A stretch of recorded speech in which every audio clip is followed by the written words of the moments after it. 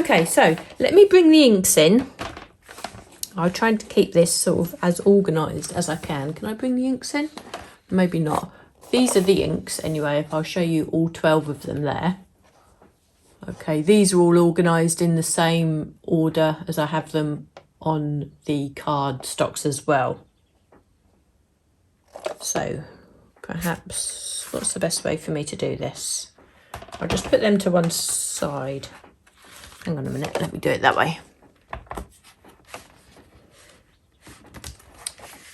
Let's have a little rearrange so we can all see where we are. There we are, I think that works. Okay, so let's start with the pumpkin spice.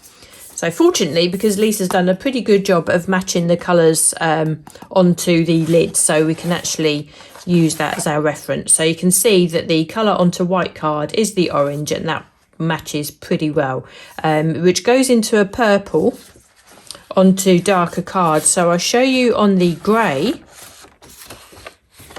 Can you see? Yes, you can see here that you get that interference purple colour, which is what is showing on the lid here. So it's an interference sort of purple. I can see bits of blue in there. And when you actually tip it forward, you can see a hint of a yellow. And I think that may be the advantage of using other cardstock other than black, which would disguise the colour of the white version of the ink, let's put it this way. So because the grey obviously is lighter than black, you can still see a hint of the orange, and the same when it comes onto the blue, possibly more so the hint of the orange there. But if you turn that, you can still see the interference colour happening. Okay, so then we move on to the teal twist. So we have the teal on the white, which is a beautiful vibrant colour, probably one of my favourites. And if you can turn that, you can see the interference of pink happening. Then if we come onto our grey card, that pink really pops. And it's such a pale pink actually. We have a lot more vibrant pinks, but this is such a pretty pale pink that looks really lovely on that grey actually. And then again we come on to the teal, onto the blue, and you can see that pink coming through there.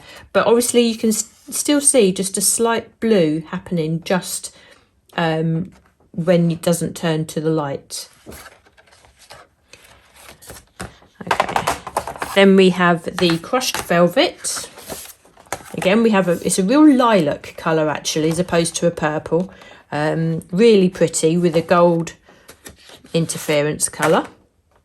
So we can see the gold really coming forward there when it's on the grey. And you can see a hint of a pink. Now I think what happens on the grey, the colours really are muted and really turn into like a pastel colour. So you really do see a hint of the colour coming through as a flat colour there. And then we come through onto the blue.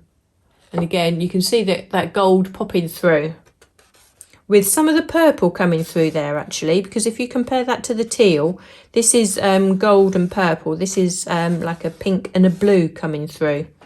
So that is a lovely colour. And again, you can see like a stain or like a pastel colour. So you can use it as a flat colour there. I'll say flat colour. It's not a flat colour. It's the colour of the ink pad, I suppose. Right, then we come on to the fruit salad, which is just a really pretty pink. It's a real, a sherbety pink, I suppose. And then you have that gold in the background, which really is like the fruit salad sweets that I remember of old. And this works, again, really well on the grey. And the colour that's coming through, it says yellow here, and there is a hint of a yellow, but I'm also getting hints of a silvery green, which is really pretty, and that is really vibrant. But it's like a greeny pink, because obviously that the ink pad colour is coming through also. And then if I show you on the fruit salad, you can sorry, on the blue, you can probably see just a bit more of that gold coming through, I would say, but still sort of silvery green as well. I mean, it's so hard to describe because there's so many colours coming through, and I think it really does depend on the light and the person's eye as well. So we come on to Magic Garden, which is a lovely lime green. And if I show you on the grey, you have that lime green hue there on the grey, which is really useful to have. But then you tip that and you have a really pretty pink, a purpley pink coming through with just that background of green.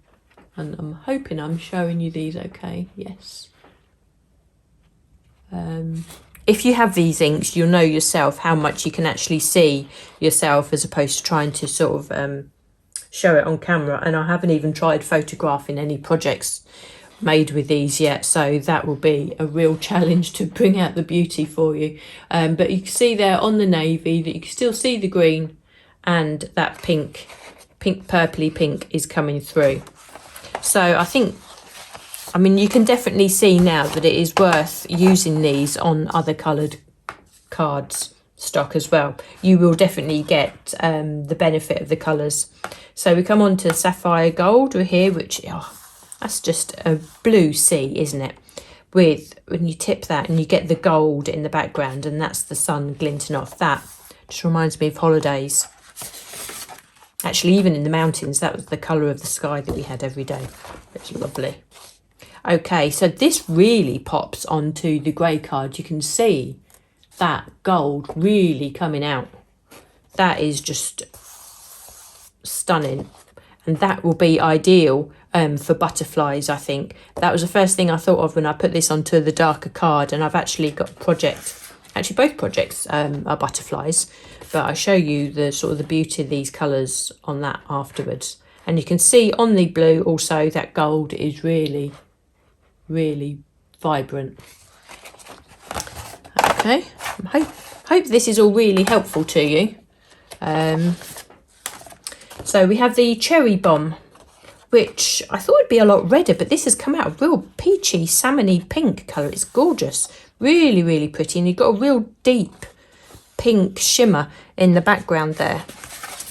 So then we come in with the grey, and this again really pops on the grey card. Pink and grey is a lovely classic combination anyway, and this just works so well. And it looks chalky and it's got a really lovely look on it, but it isn't, because you see now it's all really dried off, and nothing is coming off on my hands at all. So once you've waited for the ink to dry, that really is sort of set on this card. Then we come in with the blue, and you can still see that pink come through there. And you can probably see on a lot of these swatches that I've done, there's an outer ring, and I think that's where I've actually pressed harder, and there's a more of a concentration of ink there. So that's how I've got that effect with that slight ring around the outside. And I think if I just concentrated more and put more ink on, that the vibrancy of that colour would actually go through the whole of that swatch. It's quite interesting to watch these dry actually. I've got them done, and you can actually, it's true what Lisa says, they are a slow drying ink, and you can almost watch them dry. And in doing so, the shimmer really does sort of lift and get more shimmery as that dries, as the mica rises and the ink carrier itself sort of dries in the background.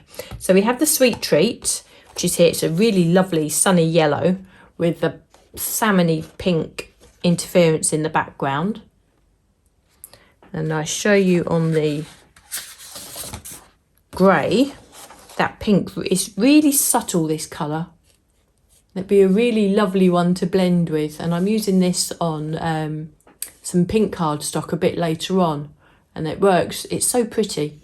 As I say, I mean, I'm doing one demo, but there's so many more that can really sort of highlight the beauty of these inks. And I'll show you on the blue. This is where the yellow perhaps looks slightly greenier, which is to be expected. Putting yellow ink onto a blue background, but it's still lovely, and you still see the pink that salmony pink coming through there, but say it's a lot more of a subtle colour, but you can see that from the front of the ink pad there. So we've got the warm chestnut. Now this is a really lovely colour. This is a real, I don't know, it's a real warm brown, I suppose, purpley brown, and you've got the interference of the purple in the background.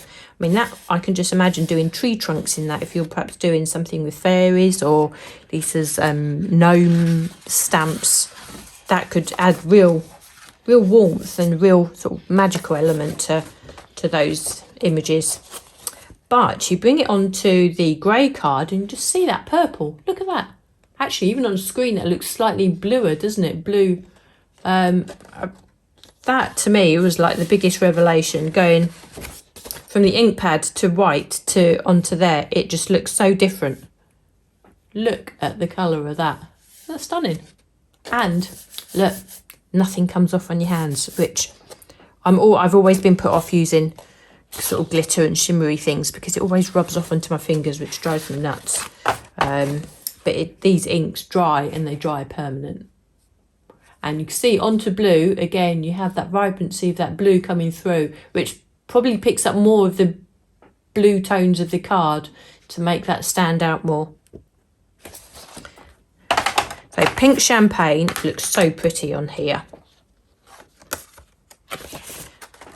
And it's a real lilac-y pink with a silvery background, which would be ideal for like fairies' wings and things, wouldn't it? Just a real silky organza type look. Imagine that perhaps on, oh, I don't know, wedding cards or something. Just looks really lovely. Really lovely. And then onto the pink. Again, this is another one of those colours that really, really pops, and it looks green, doesn't it? Well, as it says on the ink pad there, but yeah, it's a real gorgeous pale green. That's so clever, but you still get actually quite a good hue of pink on the grey. I'm just checking that you can see that. Yeah, if I hold it there, you can actually see the pink really is quite vibrant on the grey card. Probably more so than the other colours that we have. And then if you bring that onto the blue card, that pink tone really takes on a purpley look. And then if you tilt that, then you have that green, and actually there's almost an element of a goldy colour in there too before that turns to the green. Let me just, yeah, I'll perhaps show you, I'll compare line by line in a second. And these are just two colours that I've used at mine, and then obviously there's all sorts of different colours. Try it onto a green card. It would be something special as well, wouldn't it? It really does depend on your project. Now this, I think, is one of my favourites because I wasn't quite sure what to expect, but I just love that real dark teal colour on the white.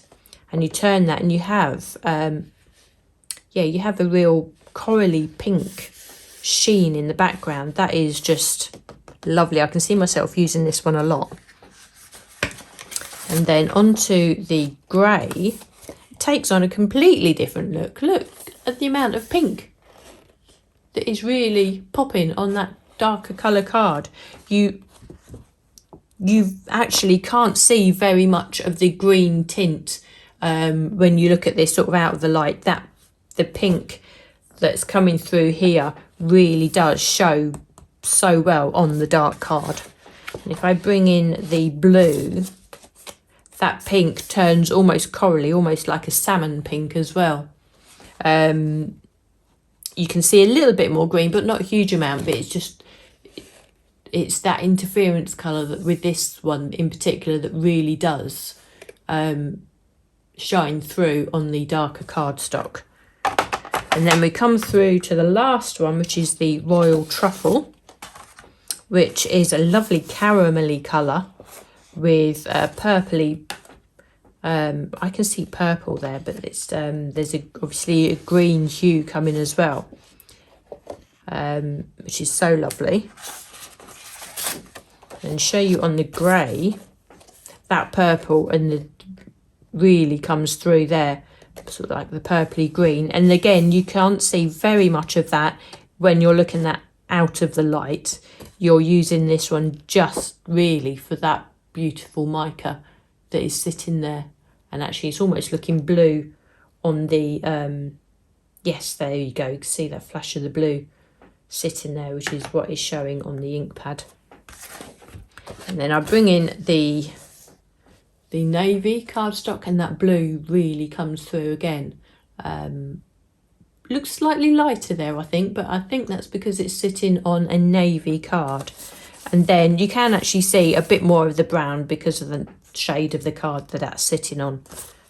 So hopefully that's been helpful to you, and you can just see how these inks work on different cards. So let's start stenciling for you, so you can start seeing these sort of in the process of being used. I'm using the butterfly stencils, and I should be doing this onto a pink cardstock. So I should be using the largest butterfly. They come with the embossing folder, the dies, you get the stencils, and there is also the foiling plate. Now what I'm going to do, the first layer that I stencil is going to be just a matte blending ink, just to put down the base, so you get the idea. And I'm only going to go around the edges so you get the suggestion of the outline. This is one of the new colours, the Sweet Violet. So this goes perfect onto the pink cardstock. So I just put this down. I'm only going to put like a faint outline on. I don't want to cover the whole of the aperture here, because obviously I want to lay down the shimmer inks. And although they probably do blend beautifully on top of the this purple ink, that will be a project for another day. So I just wanted to just put down the outline of the butterfly. So I'm just using my normal stencil brush for this. Actually, it's probably worth noting that all of the swatches that I've done with these shimmer inks, I've actually used a blending sponge. Now, blending sponge is something that I've always used to apply ink, until Lisa brought out the blending brushes, and it was Lisa that converted me to using brushes, I must admit. So it's actually quite nice to go back to the blending sponges again. So going back to something that I'm familiar with. So I've just put down that initial base onto the pink card with the purple. So this is just building the structure. Now, did that move? Yes, it did. So I think what I need to do is put down a magnet. I was being a little bit too enthusiastic there, so let me just make sure that that's back into place. There we are.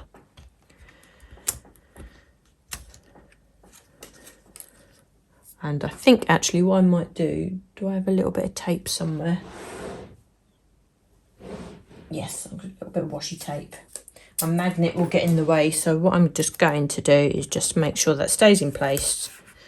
Just put a bit of tape there so that stays out the way. So I'm going to put on the body of the butterfly, and again I'm just putting this on with the purple. So this is just the structure of the butterfly, and I will add all the decorative detail, all the really pretty stuff with these shimmer inks. So we put the body on there. I mean, that in itself is just pretty, isn't it? The purple ink just onto a piece of pink cardstock. If I were to emboss that and just put that on a card in itself, I think that would be really lovely too. Right, so let me get my inks. I'm going to be using the pink champagne, the teal twist, and the cherry bomb. Okay, so this is the first one, and this is going to be the pink champagne, which is a lovely vibrant pink, and I'm just going to use just what is on my sponge already. Now I've allocated one blending tool per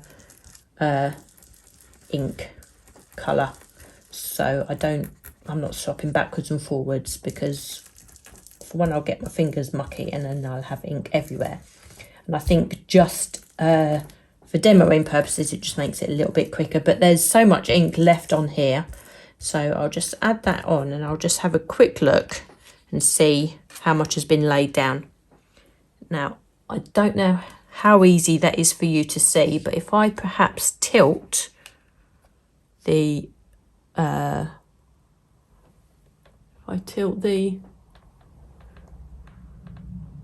just wait for my thing to catch up. No, you can't quite see that. What I'll do, I'll just carry on inking and then I'll lift the project up afterwards and then you can see how it's looking. When you are doing this at home, obviously you'll be able to see the effects of this straight away, but it's a little bit tricky on camera. So now I'm coming in with the teal twist. Again, I think I'm just going to use the ink that is on the sponge already, and that's on the stencil, and you can see that there's plenty of ink there. I can do a little bit of shading, and I can perhaps concentrate the ink down in those lower sections a little bit more than the rest. So again, I'm just learning with the blending techniques of these, and I know Lisa has said that you can actually blend colours as well, and I will progress onto that. At this stage I just want to see how the colours work in themselves, because they are just so pretty. So you should see an effect with this one coming on straight away. And you will see, because we are on a lighter cardstock again, that a lot more of the blue is coming out, and you will actually see the shimmer once you actually turn the project.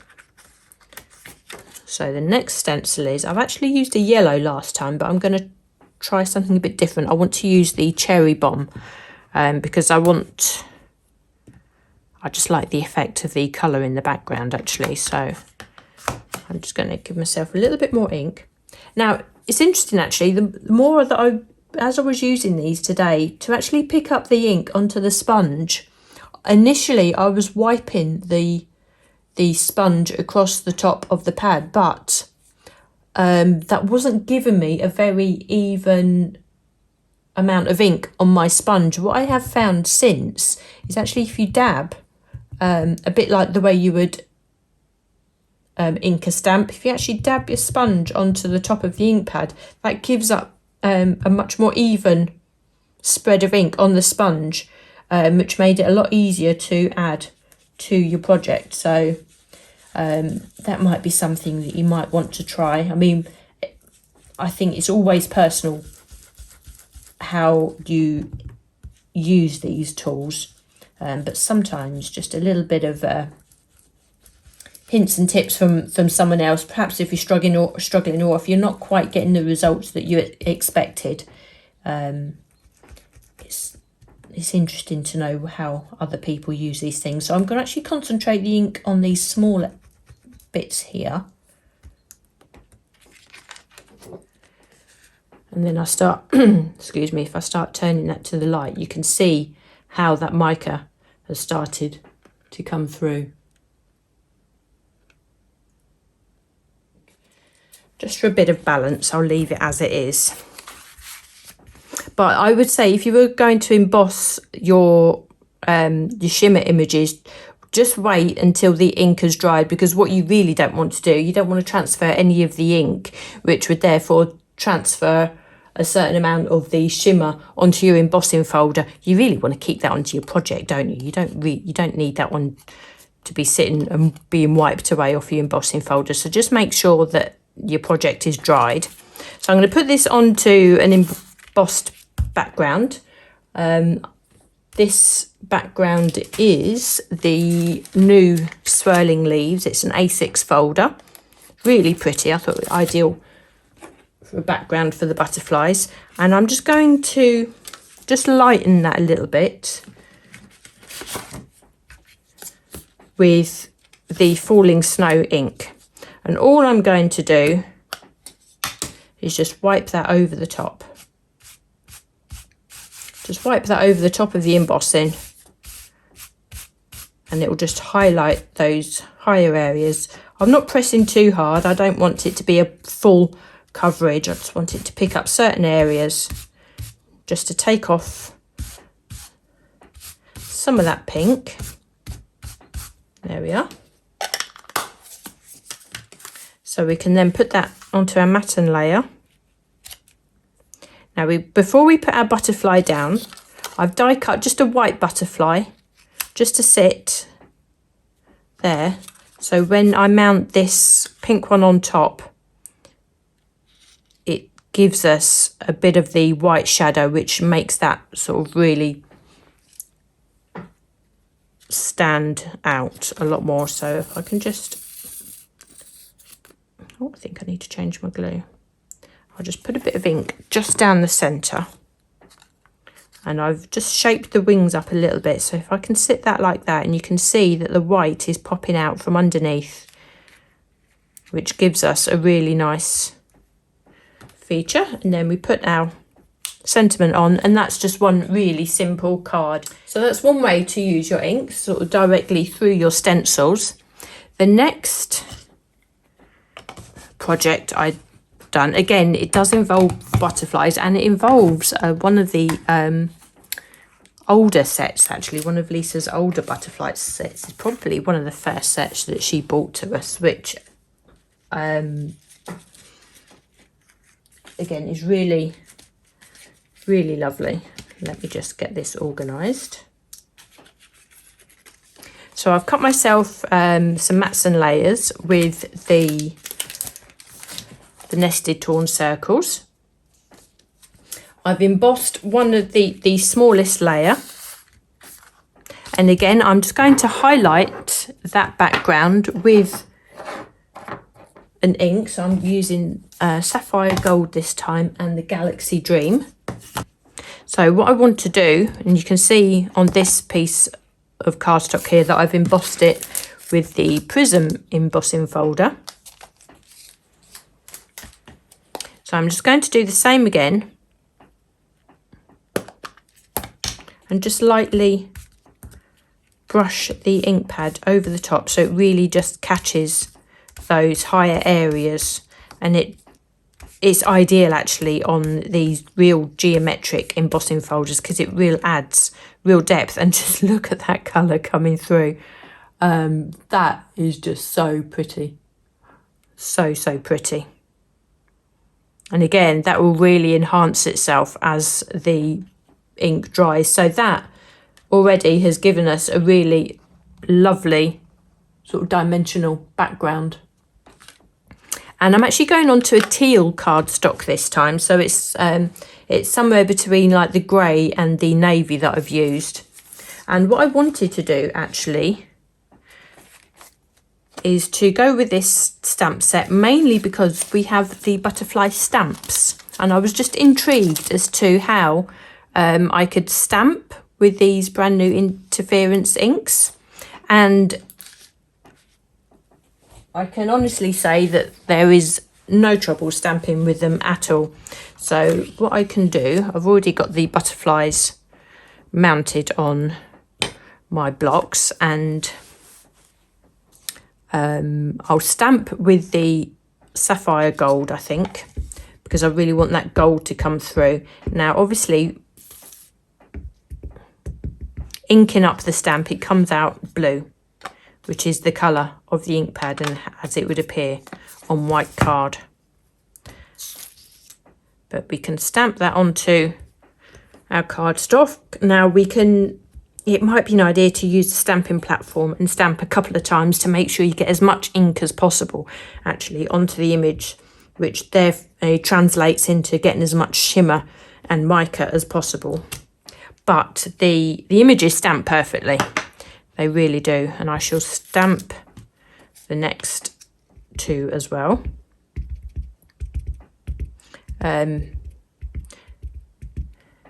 Because being ink pads, again, you can ink stamps with them in absolutely the traditional way. Just lots of light tapping. They are quite juicy, so I would say be quite gentle with the tapping. There's no need to press too much because the the transference of the ink from the sponge to the stamp itself is really quite efficient, so you don't need to stamp too hard. So we give that a good stamp down in the transfer, and you can see, hopefully, as that dries, that the mica will again come to the fore and give your stamped images just that amount of shimmer detail. Now I've already stamped those and die cut them, and so they're ready. Actually, you can see now that the detail with the mica is coming out even more as the ink has dried. So I can shape those. So just bear in mind, any of these stamps that you may have already in your stash, you can absolutely use your interference inks on those and really sort of breathe new life into those images. Also, what I've done from this same set, so you have the stamp set and you have the dies, which gives us the detailed butterfly dies. What I've done, I've actually die cut the teal cardstock, and what I can do now, I can just colour these dies with the ink directly. So obviously not all of the dies that we have come with stencils, but it doesn't mean they can't be given a little spruce up with a bit of ink. So just gently, you can just add the ink direct to your die cuts, and again that will give you a lovely shimmer. You can see that there. Alternatively, to die cut little dies like this, which have got the shimmer onto them also, you can actually just blend an amount of ink onto your cardstock like so. Where's that? There we go. There's that gold. Once you catch it, you can really see it. And then you can just add any of your little dies and just die cut from that directly. So these little butterflies would have actually been cut in exactly that way. So that's another way to use the ink also.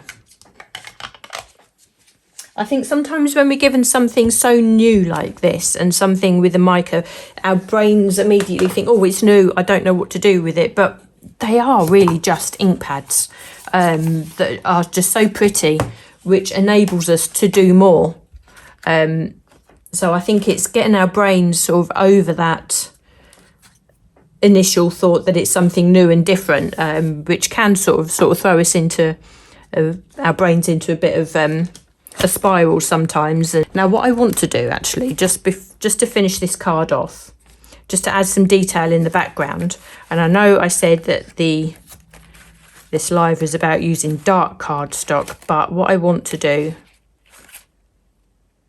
is to just decorate the background of this white card. And all I've done is just taken my butterfly stencils. Actually, I've gone back to the original set that I was using. So if I'm going backwards and forwards a little bit, and see, this is where my brain was going today. I'd really sort of have to be quite strict with myself. I've gone back to the original stencils, and all I've done, I've just selected one of the layers that looks butterfly-esque, and that is all that I want to use, just to add a background to this white card. And I'm going directly onto the card blank here, and I shall use the Royal Truffle ink. So that gives me that really lovely teal look, as it sort of, you look at it straight, and then it gives us that lovely interference colour. And this is really one of those inks that surprises you, because on the sponge here it looks brown, on the ink pad it looks brown, but when we start stenciling, it comes out just that lovely teal colour. Now I'm going to do this really gently. And because I'm putting such a small amount of ink through the stencil, we may not have as much mica being laid down, but that's fine because I just want the colour to come through. Now, who would have thought that that ink pad looking like that on a sponge would come out that colour? I think it's amazing. This is why I do love using inks. And again, as I say again, it's so important, I think, to have that swatch card next to you, because all isn't as it seems. But I just want to add just some faint butterflies in the background here. And this teal, I think, just really works with the cardstock that I've used. And I think this layer of the this stencil layer just gives us enough of a hint to know that we are actually looking at a butterfly without going sort of full on. So there's no need actually to always use all of these stencils that Lisa gives us in the way that she's given them. And just use the odd one or two of them just as elements on the background of the card. I think this is actually really pretty. I might do this again. Now, I'm actually aware that I'm probably running well over time. This is just actually me playing now and enjoying myself. So I shall leave that there and I shall build the card for you. So we can actually put those elements there. These butterflies, I think, just look so lovely in the background. And then these die cut butterflies that you've inked and colour tinted with the interference inks can just be dotted around the card like so, and then you can find yourself a lovely sentiment, and you've got something that really catches the light and catches the imagination. There's something that is really dainty, I think, and we can perhaps put some of those smaller ones in the background there. Now what I'll do, I shall find myself a sentiment a bit later on, and I shall finish that off and I shall photograph it when I put this back into the group. And I'll let you see the finished project there. But I mean, it can actually really go to town with this. Sometimes less is more, but I think on this card we can actually put plenty of butterflies on there, and I don't think it's too much. Perhaps we'll put one just there. So yeah, that's just something really different, and I really love the colours on that. So let's bring that one back in again. Let's say I'll get both of these finished off properly and properly mounted up so you can see them at their best. But hopefully that was really useful for you to see. I probably know that I've gone on a bit too long there, but say there's just so much that you can do with these. Hopefully it's been useful. I might just highlight and just pull out some of the smaller bits just for you, just as a reference point, things like these swatch cards that I've done, and perhaps put them on as a mini video as a reference for you as well. So I think that might be really useful. But say thanks so much for sticking with me today, and I hope to see you all again next week. Thanks everyone.